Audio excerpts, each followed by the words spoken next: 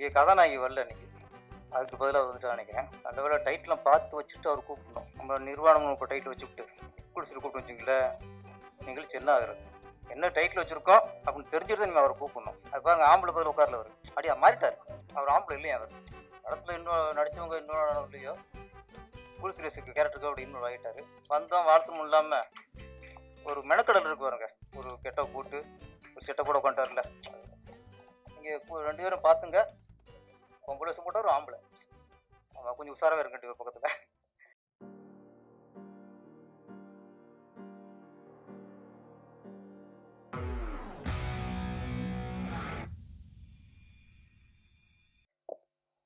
அனைவருக்கும் வணக்கம். இயக்குனர் மாயோன் சிவா, துறப்பாடி. துறப்பாடிங்கிறது அவருடைய சொந்த ஊர். ஊர் பாசத்தில் தன் பேரோட ஊரையும் சேர்த்துருக்காரு. இங்கே பேசும்போது சொன்னார், கேமராமேனை கண்ணி அப்படின்னாரு, மினிஸ்டர் கண்ணி அப்படின்னாரு, அவரையும் தான் கண்ணி சொன்னார். எல்லாரும் கண்ணியனையும் அறிமுகப்படுத்தினார். நல்லவேளை கூல் சிரசை கண்ணின்னு சொல்லிடல. இன்னைக்கு கதாநாயகி வரல. இன்னைக்கு கதாநாயகி அஸ்வினி வரல. அதுக்கு பதிலாக வந்துட்டு நினைக்கிறேன். ஆமாம், நல்ல வேலை டைட்டிலாம் பார்த்து வச்சுட்டு அவர் கூப்பிடணும். நம்ம நிர்வாணம் இப்போ டைட்டில் வச்சுக்கிட்டு அன்னைக்கு குளிச்சுட்டு கூப்பிட்டு வச்சிங்களேன், நிகழ்ச்சி என்ன ஆகுறது? அதில் என்ன டைட்டில் வச்சுருக்கோம் அப்படின்னு தெரிஞ்சுட்டு தான் நீங்கள் அவரை கூப்பிடணும். கதாநாயகி இல்லாத குறைய தீர்த்து வச்சிட்டாரு. அது பாருங்க, ஆம்பளை பதில் உட்காரில் அவர் அப்படியே மாறிட்டார். பெண் விஷம் போட்ட உடனே ரெண்டு பக்கம் பெண்ணு. அவர் ஆம்பளை இல்லையா? அவர் அளவுக்கு படத்தில் இன்னும் நடித்தவங்க இன்னும் இல்லையோ, கூல் சீரியஸுக்கு கேரக்டருக்கு அப்படி இன்னும் ஆகிட்டாரு. ஓகே, இருந்தாலும் வந்தோம் வாழ்த்தும் இல்லாமல் ஒரு மெனக்கடல் இருக்கு பாருங்க. ஒரு கெட்ட போட்டு ஒரு செட்டை கூட உட்காந்துட்டார்ல. நீங்கள் ரெண்டு பேரும் பார்த்துங்க. பொம்பளை வருஷம் போட்டால் ஒரு ஆம்பளை. அவன் கொஞ்சம் உஷாராக இருக்கட்டும் பக்கத்தில். அந்த ராமன் தொடர்பாக நிறைய பேர் கேள்விப்பட்டிருக்கோம். ராமச்சந்திரன், ராமலட்சுமணன், ராமகிருஷ்ணன், சீதாராமன், நிறைய பேர் கேள்விப்பட்டிருக்கோம். இங்கே வந்து புதுசாக ராம் பரதன், இந்த இது புதுசாக ஒரு காம்பினேஷன் புதுசாக இருக்கு. ஆமாம், ஏன்னா ராமும் பரதனும் சேர மாட்டாங்க அதிகமாக. ஏன்னா பரதன் நாடாளும் போது தான் ராமன் வனவாசம் போயிட்டார். இவர் ரெண்டு சேர்த்து வச்சிருக்காரு. ஓகே, ஆமாம் ஆமாம், அதுதான் கூட குழி வச்சுருவாங்க. உடன்பிறப்பு அப்படிங்கிறது கூட இருக்கிறது இல்லை, மனசில் இருக்கிறது தான். பக்கவளமாக இருக்கணும்.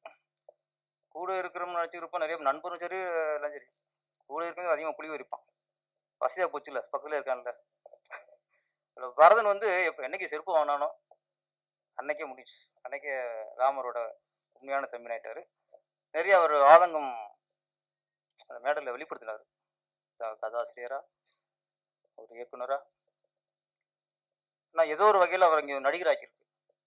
சினிமா வந்து நம்ம ஒன்று முயற்சி பண்ணுவோம், ஆனால் உண்மையிலே சினிமா நேசித்து நம்ம முயற்சி பண்ணால் நம்ம எதை நினைக்கிறோமோ அது இல்லைன்னா கூட இன்னொரு கதவை திறந்துடும் சார். அதான் சினிமா. நிறைய பேர் பாரதிராஜா சார்னா அவர் நடிக்க வந்தவர் தான், இன்னைக்கு இயக்குனர் எம்ஏஎம் ஆயிட்டார். நிறைய பேர் இப்போ நடிக்க வந்தவங்க டேரக்டர் இருக்காங்க. சினிமா நிறைய இந்த மாதிரி எல்லாம் நடக்கும். உங்களுக்கு நடிகராக வந்து சினிமா புது கதவை புது வாசலை திறந்துருக்கு. இருந்தாலும் நீங்கள் நடிகரை வெற்றி அடைஞ்சு உங்களுக்கு நல்ல கதையெல்லாம் இருக்குன்னு தெரியுது. உங்கள் ஆதங்கம் என்னைக்கு ஒரு ஆதங்கம் வரும்போது நம்ம நல்ல படைப்பு இருக்கே, நம்மளால டேரக்டர் ஆக முடியலையே, நம்ம சரியான பிடிச்சி கிடைக்கல அப்படின்னு அந்த ஆதங்கம் வெளிப்பட்டாலே அது உங்களுக்கு நல்ல படைப்பு இருக்குன்னு அர்த்தம். கண்டிப்பாக சீக்கிரம் டேரக்டர் ஆயிருங்க சார். ஆமாம் ஆமாம், இயக்குனர் ராம் பரதன் அப்படின்னு வரணும் சீக்கிரம். அப்புறம் மணிமாறன், ஆமாம், எங்கள் நடிகர் அவர் படம் நடிச்சிருக்காரு. சிறு சிறு இடங்களில் தான் கொடுத்துருக்கோம். ஆனால் இதில் பெரிய கேரக்டர் நினைக்கிறேன். ஆமாம், ஆமாம். இதுக்கப்புறம் பெரிய நடிகராக நீங்கள் உருவாயிடணும். ஆமாம். நம்மளா போய் வாய்ப்பு கேட்குற வரைக்கும் நம்ம ஒரு முழுமையான நடிகர் இல்லை. படம் பார்த்துட்டு யார் நல்லா நடிச்சிருக்காப்லையே அப்படின்னா அடுத்த இயக்குனர்கள் ப்ரொடியூசர் வந்து நம்ம கேட்டால் தான் நம்ம வளர்ந்துட்டு அர்த்தம். இந்த படத்துக்கு அப்புறம் நீங்கள் வளர்ந்துருவீங்க. மணிமாறன் எல்லாம் தேடுவாங்க. பாடகி மீனாட்சி இளையராஜா ஒரு நல்ல விஷயம் சொன்னாங்க. ஆசிரியரை பற்றி, பத்திரிகை ஆசிரியர் அப்படின்னா அங்கேயும் ஒரு ஆசிரியர் இருக்கார்ல. ஆசிரியர்னாலே அது வந்து மிகப்பெரிய ஒரு ஒரு உயர்வான ஒரு அந்தஸ்து தான். கரெக்டாக நிறைய பேர் நாங்கள் பேசியிருக்கோம், ஊடகம் பேசுவோம். பத்திரிகை ஆசிரியரை எல்லாம் உயர்த்தி பேசிட்டீங்க. ஆமாம், கண்டிப்பாக உங்களுக்கு சப்போர்ட் பண்ணுவாங்க. ஆமாம், உங்களுக்குன்னா அந்த யூனிட்டுக்கு கண்ணி எல்லாத்துக்கும் சப்போர்ட் ஆகும். எப்போ நல்ல படத்துக்கு இன்னைக்கு நான் பெருமைக்கு சொல்ல, இந்த 2 வருஷமா சரி சின்ன சின்ன படங்கள்லாம் இன்னைக்கு பெரிய அளவில் கிட்ட காரணமே ஊடகங்கள் தான். பெரிய ஸ்டார் படம்லாம் அதுக்காக ரசிகர்கள் வெட்டியடைய வச்சுருவாங்க. சின்ன படங்கள் இன்னைக்கு வந்து நிறைய யூடியூப்லேயும் சரி ஃபேஸ்புக்லேயும் சரி நிறைய நல்ல நல்ல விமர்சனம் கொடுத்து வெற்றியடை வச்சுருக்காங்க. அதில் எந்த படத்தையும் அவங்க வெற்றியடை வச்சுருவாங்க. எப்படி அது அந்த ஆசிரியர்கள் சிலதெல்லாம் போகும், அந்த மாதிரி பத்திரிகை ஆசிரியர் மாதிரி, அது மாதிரி கதாசிரியர், பாடலாசிரியர், ஆசிரியருங்கும்போது அதுக்கான தகுதியை நம்ம உருவாக்கணும். ஃபஸ்ட்டு பாடலாசிரியர் அப்படின்னா அதுக்கான ஒரு பக்குவம். கதாசிரியர் அப்படின்னா முதல் தகுதி கதாசிரியருக்கு இன்னொருத்தன் கதையை திருடக்கூடாது. அப்போ கதாசிரியர் இல்லை, அவன் கதை திருடன். அவர் சொன்னார், ராம் பரத் சொன்னார்ல, முன்னெல்லாம் நாங்கள் எங்கேயாவது கசிட்டு இருப்போம். ஒரு டீ கடை உட்காந்து ஃப்ரெண்ட்ஸ்ட்டு கதை சொல்லுவோம். அப்புறம் ஊரில் போனால் அங்கேயும் நண்பர் இருப்பாங்க, அவனுக்கு கதை சொல்லுவோம். யார் கிடைச்சாலும் நம்ம பண்ணி வச்சுருக்க கதையை சொல்கிறதான் சொல்லிட்டே இருக்குது. அப்போ ரொம்ப டெவலப் ஆகும். இப்போ அப்படி இது இல்லை, ஏன்னா பயப்படுறாங்க. யார்கிட்ட கதை சொல்ல போய் இது எங்கேயா சொல்லிடுவானோ அப்படின்ட்டு ஒரு பயம். இந்த பயத்துலேயே நிறைய பேர் இதயம் முரளி மாதிரி, ஒரு சங்கர் மாதிரி காதல் மனசுல வச்சுட்டாங்கல்ல. அது மாதிரி இன்னைக்கு ஒருதலை காதல் மாதிரி ஒருத்தன் கதையை தனக்குள்ளேயே வச்சுட்டு அவன் வளர்த்துக்கிட்டு இருக்கான். இன்னைக்கு பயமா இருக்கு. இன்னைக்கு கதை திருட்டு அப்படி இருக்கு. இங்கிலீஷ் படம் பார்க்குறாங்க, ஹிந்தி படம் பார்க்குறாங்க, உல்ட்டா பண்ணுறாங்க, வேற விஷயம். அது வேற விஷயம். சக தமிழ் வீட்டுக்குள்ளேயே நம்ம ஆளுக்குள்ளேயே அது மாதிரி இப்போ டிஸ்கஷன் போச்சு. 4-5 வருஷம் கதை டிஸ்கஸ் பண்ணுறோம், அவன் இன்னொரு டிஸ்கஷன் போய் சொல்லிவிடுவாங்கிற பயம். இப்போ அதுவும் போச்சு. பயம் பயம் பயம். கமலஹாசன் சொல்கிற மாதிரி கதை வெளி சொல்றதுக்கே பயமாக இருக்கு. அது மாதிரி கதாசிரியர்கள் வந்து அந்த ஆசிரியருங்கிற அந்த வார்த்தைக்கு ஏற்ற மாதிரி இருக்கணும். சரியா மீனாட்சி இளையராஜா அவர்களே? இயக்குனர் மாயோன் சிவா, அவர் பேசும்போது கவனிச்சேன், ரொம்ப பக்குவப்பட்டவராக இருக்கார். அவர் பேசுகிற விதமே தெரிஞ்சு வச்சு, அவர் நிறைய லைஃப் அனலைஸ் பண்ணியிருக்காரு, வாழ்க்கை அனலைஸ் பண்ணியிருக்காரு, வரலாறு அனலைஸ் பண்ணியிருக்காரு. அப்படி இல்லாமல் சும்மாலாம் இந்த மாதிரி படம் எடுக்க முடியாது. இதில் வந்து எல்லாமே அடங்கியிருக்கு. ஆன்மீகம், குலதெய்வ வழிபாடு, சித்த மருத்துவம், எந்தெந்த விஷயங்கள்லாம் நம்ம மறக்கக்கூடாதோ, எந்தெந்த விஷயங்கள்லாம் நம்ம மறந்துக்கிட்டு இருக்கோமோ, எந்தெந்த விஷயத்தில் நம்ம தவிர்த்து கொண்டு இருக்கிறோமோ, அதை எல்லாமே இதில் அடக்கியிருக்காரு கண்ணிங்கிற படத்தில். நம்ம பெரிய கட்டளை இருக்கணும்னா எதை மறக்கக்கூடாதோ அதை அப்படியே மனசு வச்சுட்டே இருக்குது. எதை மறந்து தொலையணுமோ அதை மறக்க மாட்டோம். பகையாக இருக்கட்டும், விரோதமாக இருக்கட்டும், துரோகமாக இருக்கட்டும், எப்போ நடந்த பிரச்சனையாக இருக்கட்டும், அதையே மனசில் வச்சுக்கிட்டு இருக்க வாழ்க்கையை நிம்மதியாக பண்ணிடுறது. நல்ல விஷயங்களாம் மறந்துட்டோம். அதில் ஒன்று இந்த சித்த மருத்துவம், நாட்டு மருத்துவம், இது ரொம்ப முக்கியமானது. இதை ரொம்ப மறந்துட்டோம். இப்போ சுகர் இருக்குன்னா ஒரு வீட்டில் பார்த்தா 10 பேர் இருந்தாங்கன்னா 8 பேருக்கு சுகர் இருக்கு. ஒரு டீ கடையில் ஆர்டர் கொடுக்குறான், சார் 8 டீ, அதில் 6 சுகர் இல்லாமல் 2 நார்மலுங்கிறான். ஒரு காலத்தில் 8 டீ ஆர்டர் கொடுத்தா 1 சுகர் இல்லைம்பா. இப்போ 6 டீ சுகர் போடாதையே 2 டீ நார்மலாக கொடுக்குறான். எப்போ? இப்போ இதே நான் 50 வருஷத்துக்கு முன்னாடி இந்த இங்கிலீஷ் மருந்துலாம் சாப்பிடாம வாழ்ந்த காலத்தில் யாருக்கு சுகர் இருந்துச்சு? இந்த மருந்துகள் வர வர அதிகரிக்கத்தான் எல்லாருக்கும் சுகர், பிபி. வீட்டில் 8 பேர் இருந்தால் 6 பேர் நோயாளியாக இருக்கான். 2 பேர் தான் அவங்கள பார்த்துக்கணும் இருக்கான். அவனும் இன்னும் 4 வருஷத்தில் அவன் நோயாளியாயிருவான். இன்னைக்கு குடும்பத்தில் உறுப்பினர் அப்படிங்கிறத விட நோயாளிகள் தான் ஜாஸ்தி. அது காரணம் நம்ம சித்த மருத்துவத்தில் மருந்து தான்.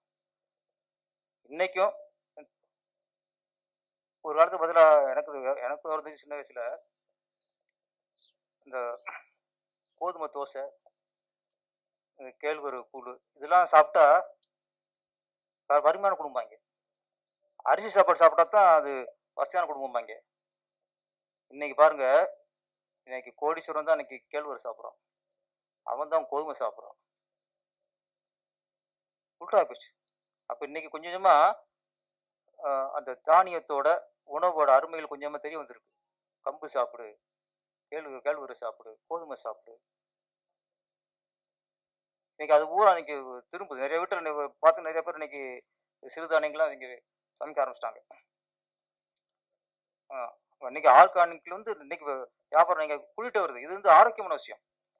நம்ம அரிசியே போட்டு இன்னைக்கு ஆர்கானிக் இன்னைக்கு சாதாரண அரிசியோட அதுக்கு இன்னைக்கு விலை ஜாஸ்தி இருந்தாலும் நிறைய பேர் விரும்பி வாங்குறாங்க.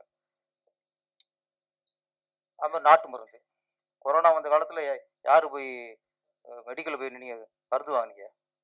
எல்லாம் கசாயம். எல்லாருக்கும் உயிர் பயம் வந்த உடனே இன்னைக்கு செத்துரும் நாளைக்கு செத்துரும் அந்த நிலம் வந்த உடனே நாட்டு மருந்து ஞாபகம் வருது. சராசரி இருக்கும்போது பக்கத்துல எந்த கிளினிக் இருக்கு, எந்த மருந்து கடை இருக்குன்னு போனோம். இது எல்லாத்தையும் அந்த சிறப்பை சொல்றதுதான் இந்த கன்னி படத்தோட சிறப்பு. எங்க அப்பா ஒரு மருத்துவர். இன்னைக்கு நான் சிலது அதிசயம் நினைச்சு பார்ப்பேன். எங்க கிராம சூழல் உள்ள வீடு தானே, திட்டம் பாம்பு ஒடிச்சு வருவாங்க வீட்டுக்கு.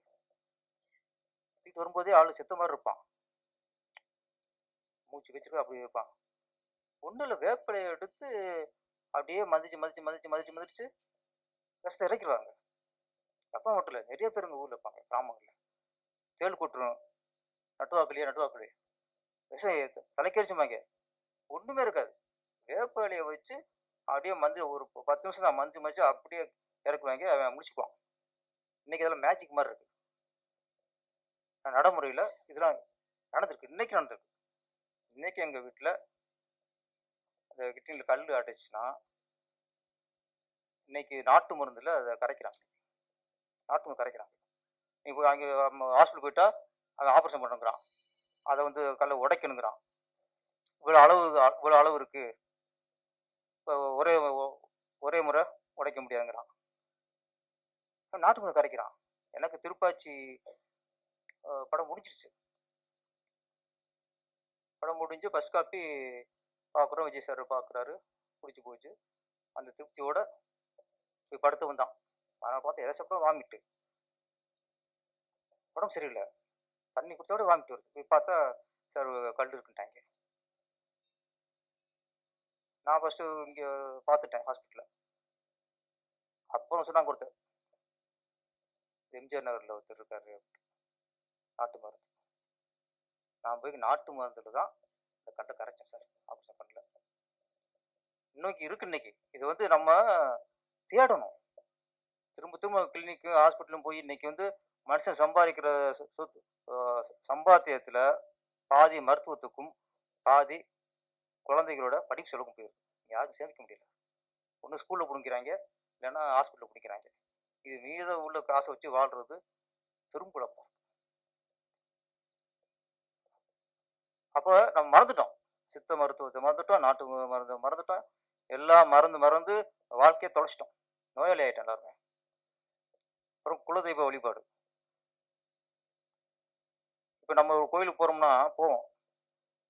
ஒரு ஸ்டேஜ் தான். அது உள்ள வந்து அபிஷேகம் பண்றதுக்கும், ஆராதனை பண்றதுக்கும், மந்திரம் பண்றதுக்குன்னு ஒருத்தர் நியமிச்சிருவாங்க. அதுக்குள்ள நம்ம போக முடியாது. நம்ம போற சாமி கூட போறோம், ஓகே. அவன் அவன் அவன் என்ன மந்திரம் சொல்றாங்கன்னு தெரியாது, ஓகே. நம்ம சாமியை கும்பிட்டு நம்ம மனக்குறைய இறக்கி வந்துடும், ஓகே. ஆனா குலதெய்வங்கிறது அங்கே நாம தான் பூசாரி, அங்கே நாம தான் ஐயர்.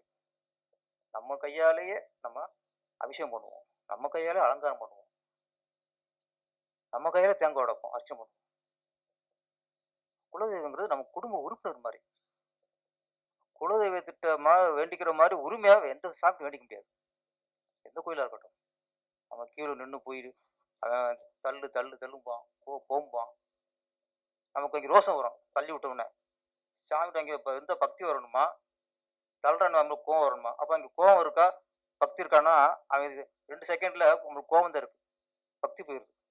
தள்ளும்புறா அப்படிம்போம், அதுக்குள்ள விட்டுவாங்க. அப்படிலாம் கோயிலாம் இருக்கு. அந்த கோயிலுக்கும் போங்க, தப்பே இல்லை. குலதெய்வ வழிபாடுங்கிறது மிக மிக முக்கியம். அங்கேதான் நம்ம வந்து முழுசா நம்பிக்கையா நம்ம அம்மாட்ட சொல்ற மாதிரி, நம்ம அப்பாட்ட சொல்ற மாதிரி, நம்ம குறைகளை அம்மாட்டையும் அப்பாட்ட சொல்றோம்ல, அந்த மாதிரி குலதெய்வத்தை போய் நம்ம உருகி வேண்டிக்கிட்டா அது மாதிரி உரிமை எதுவுமே இல்லை. என்னை பொறுத்த வரைக்கும் நமக்கு எல்லாருக்கும் பிடிச்ச தெய்வமா, முதல் தெய்வமா குலதெய்வம் தான் இருக்கும். அது இன்னொன்று, நிறைய குலதெய்வங்கிறது சாமி இல்லை, அது மூதாதையர்கள், முன்னோர்கள், அவருடைய பவர்லாம் அங்கே அடங்கியிருக்கும். சிலர் ஆன்மீகம் நம்ம நம்புங்க, நம்ம அதுங்க பிரச்சனை இல்லை. நம்ம ஊருங்களுக்கு தான் சாமி, நம்ம எங்களுக்கு அதை பற்றி பிரச்சனையும் இல்லை. நான் நம்மவர்களுக்கு சொல்லிக்கிட்டு இருக்கேன். குலதெய்வ வழிபாடுங்கிறது நம்ம குடும்பத்தில் ஒரு உறுப்பு மாதிரி. நம்ம நம்ம அது மாதிரி உரிமை எதுவுமே இல்லை. அதோட பெருமையும் கன்னிப்படத்தில் சொல்லியிருக்காங்க நிறைய விஷயங்கள். அதாவது இயக்குனர் மாயோன் சிவா வந்து ஏதோ படம் ஒரு கதை எடுத்து ட்விஸ்ட் இருக்குது, ஒரு பொழுதுபோக்கு எடுக்கிறோம் அப்படிலாம் அந்த படத்தை எடுத்தார். ஆத்மார்த்தமாக எடுத்திருக்காங்கிறது அது பேசும்போது நல்லா உணர முடிஞ்சது. இந்த மாதிரி படத்துக்கு ஒரு புடிச்சு பண்ணுறாரு பாருங்க, அவரை பாராட்டணும் ஃபஸ்ட்டு. சார் பேய் படம் சார், ஆக்ஷன் படம் சார் அப்படின்னு கதையை சொல்லி ஒரு வியாபார நோக்கத்தோட எடுக்கிறதுக்கு நிறைய பிடிச்சிரு அதான் விரும்புவாங்க. இந்த மாதிரி கண்டென்ட்டை சொல்லி லொக்கேஷனே கிடைக்கல அவங்களுக்கும், கதை கிடைச்சிருச்சு, லொக்கேஷன் கிடைக்கல, லொக்கேஷன் தேடி உழைச்சி உலகம் பண்ணேன். அதுக்கு ஒரு ப்ரொடியூசர் வந்து சம்மதிச்சிருக்காருன்னா நீங்கள் குலதெய்வத்தை வேண்டிங்கல்ல, அதோட பலன் தான் அது. ஆமாம், அந்த படம் வெற்றி அடையணும். ஹீரோயின் பேர் அஸ்வினின்னாங்க, அஸ்வினி தானே? அஸ்வினி, ஆமாம். அஸ்வினி வந்து ஏற்கனவே பழைய அஸ்வினி ஒன்று இருந்தாங்க, உதிரிப்பூக்கள் சார், மகேந்திர சார் படம் உதிரிப்பூக்கள். அதை கூட இன்னைக்கும் தமிழ் படங்களில் மிகச்சிறந்த படம் வந்து உதிரிப்பூக்கள். அதை நடித்தவங்க அஸ்வினி. இன்னொரு அஸ்வினி உருவாயிருக்காங்க. அப்புறம் இங்கேயும் ஒரு அங்கேயும் ஒரு படம் பெரிய ஹிட்டு, அதில் தாரான்னு ஒரு கதாநாயகி அதில் அறிமுகமானாங்க. திருப்பி ஒரு தாரான்னு வந்திருக்காங்க. எல்லாம் பழைய ஹிட்லாம் வந்துருக்கு இப்போ. ஆமாம், அதனால் இந்த படம் ஹிட் ஆகணும். இன்னொரு விஷயம், இடையில வந்து நாங்கள் இதில் பேசும்போது இப்போ ராஜன் சார் பேசுவார். என்ன பேசுவார்னா, சில தயாரிப்பாளர் திட்டுவார், இது பண்ணுறாங்க அப்படி பண்ணுறாங்க, இவ்வளவு பணத்தை வீணடிக்கிறாங்க அப்படின்னு சொன்னால் அது ஒரு குறிப்பிட்ட தயாரிப்பாளர் உள்ள கோபம் இல்லை, அக்கறை. அப்போ நடிகர் இப்படி இருக்காங்க, இவ்வளோ இவ்வளோ பண்ணுறாங்க அப்படின்னா அது நடிகர் மேலே உள்ள கோபம் இல்லை, சினிமா மேலே உள்ள அக்கறை. நிறைய இயக்குனர் திட்டிருக்காரு, இப்படி பண்ணுறாங்க அப்படி பண்ணுறாங்க, பிளானிங் பண்ணுறதில்ல அப்படி பண்ணுறாங்க. அந்த இயக்குனர் மேலே உள்ள கோபம் இல்லை, சினிமா நல்லா இருக்குங்கிற ஒரு அக்கறை. அது மாதிரி நாங்கள் சில விஷயங்கள் சொல்லும்போது அது சினிமா மேலே உள்ள அக்கறையை தவிர ஒரு குறிப்பிட்ட இயக்குனர், ஒரு குறிப்பிட்ட நடிகர் மேலே உள்ள கோபம் இல்லை. எங்க கருத்து சில சினிமா கருத்து கூட சிலருக்கு தவறாக இருக்கலாம், சிலருக்கு சரியாக இருக்கலாம்.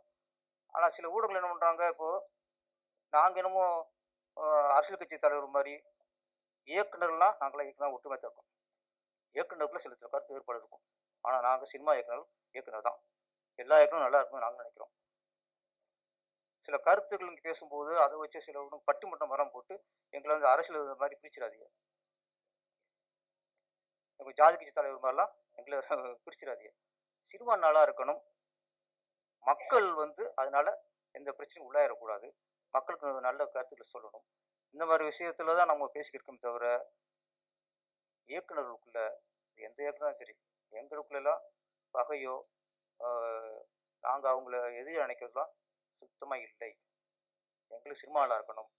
சினிமா பார்க்க வரவங்க நல்லா நல்லா ரசித்து பார்க்கணும். சினிமானால நாட்டில் எந்த பிரச்சனையும் வந்துடக்கூடாது. இந்த ஒரு காரணத்துக்காக தான் பேசியிருக்கோமே தவிர, இதில் இவருக்கு அவரை பிடிக்கல, அவருக்கு இவரை பிடிக்கல, அதுக்காக நாங்கள் பேசுகிறத போடுறோம். சில போடுறது தான் பேசுகிறோம், அது ஓகே. இடையில திரிச்சு விட்டுறாங்க.